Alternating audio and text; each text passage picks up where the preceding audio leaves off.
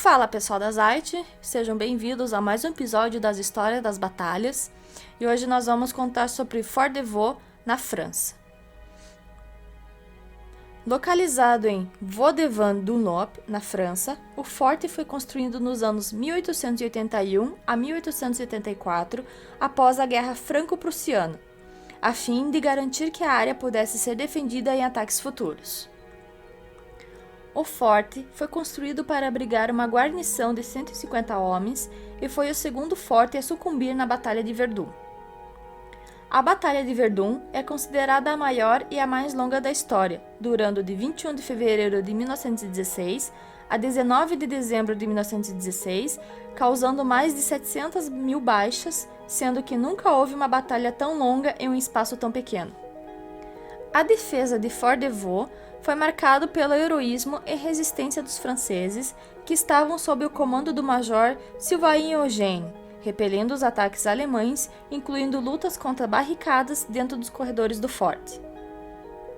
No dia 1º de junho de 1916, os alemães chegaram ao forte, sendo que, nos 6 dias seguintes, a batalha ocorreu dentro do forte. No interior, a guarnição francesa, composta por 250 homens, lutou com heroísmo ao enfrentar todos os corredores e sala com alemães.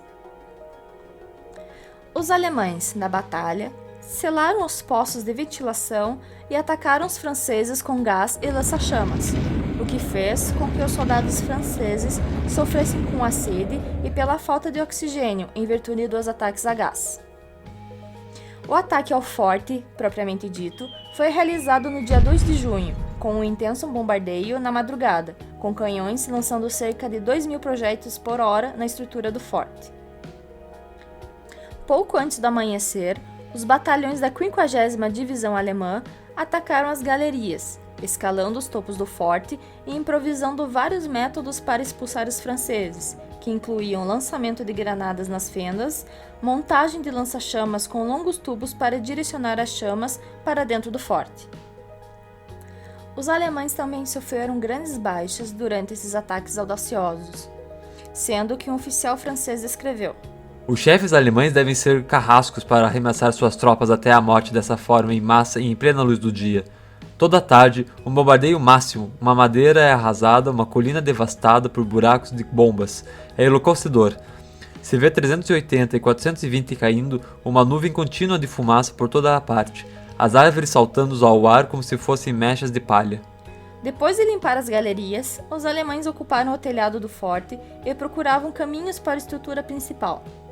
Sabendo disso, o major Haynau começou a preparar as defesas, ordenando que as tropas construíssem barreiras ao longo dos principais corredores subterrâneos do forte.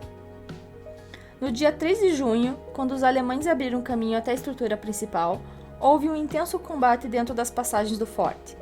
As condições estavam inimagináveis. Além de metralhadoras, os dois lados faziam uso generoso de granadas nos estreitos corredores. Os alemães usavam os lança-chamas, queimando os franceses vivos e enchendo os corredores com fumaça tóxica. O forte estava com muitos cadáveres que rapidamente começaram a se decompor no calor do verão.